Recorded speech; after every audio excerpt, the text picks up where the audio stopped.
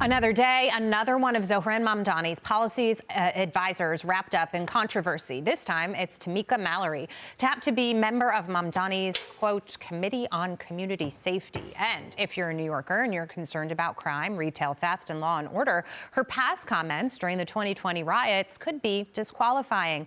Mallory said she didn't care if protesters burned a Target to the ground and that violence was not only justified, it was deserved. And now she is advising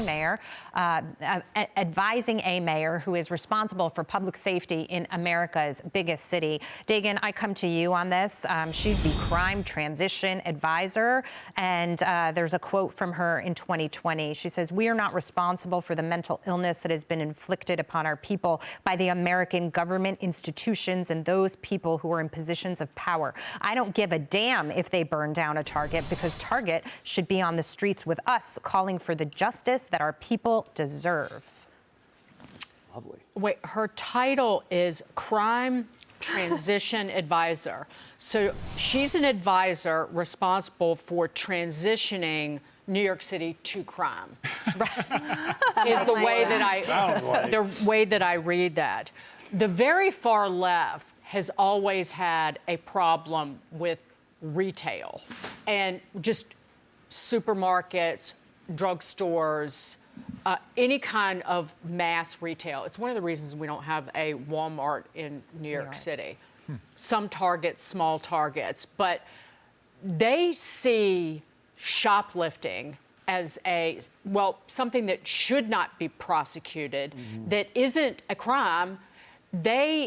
When you prosecute or even arrest anyone for shoplifting, the left, like Cynthia Nixon, has called it, you're criminalizing poverty, as if everyone who steals something out of a store is poor, when that is not the case. We all know it. We saw in 2020 what was being stolen here.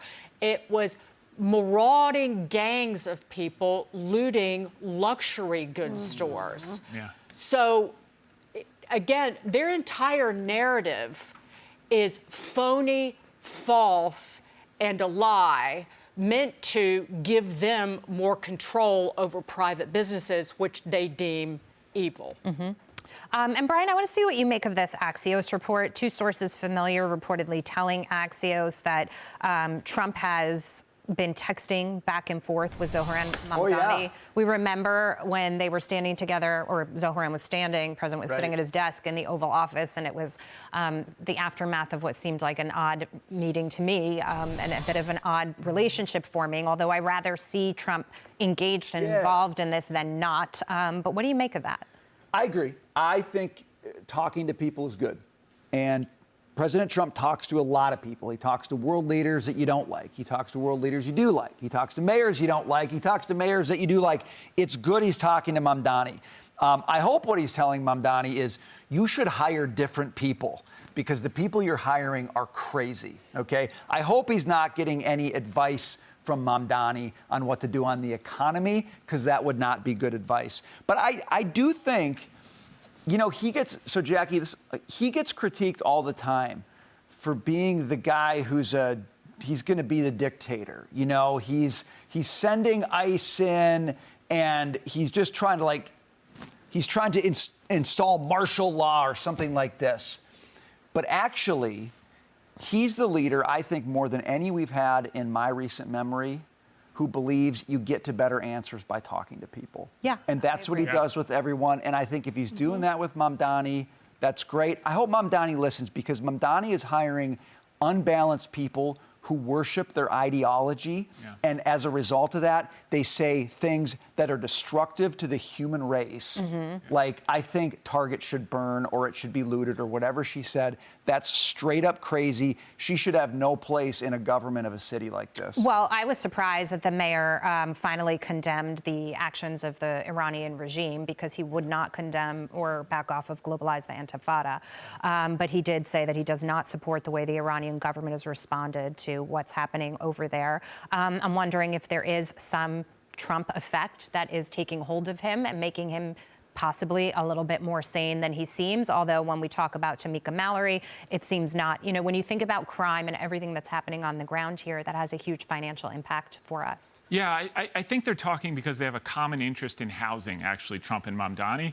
They want to do housing reforms. We've got an 800,000 unit shortage in New York City.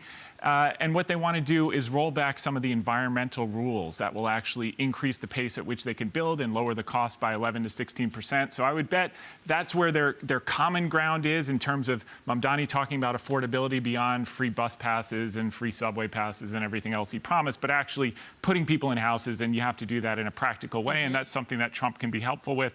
As long as Tish stays in charge of the police, I think we're going to be okay. I think we're going to be safe. That's a key tell. I'm sure President Trump has had some talks with him about that. Okay. And beyond that, he's going to appoint some of those people around him because that's just what they do. And it always has the victim narrative, and that's what they thrive on. I got to pivot here to Meta.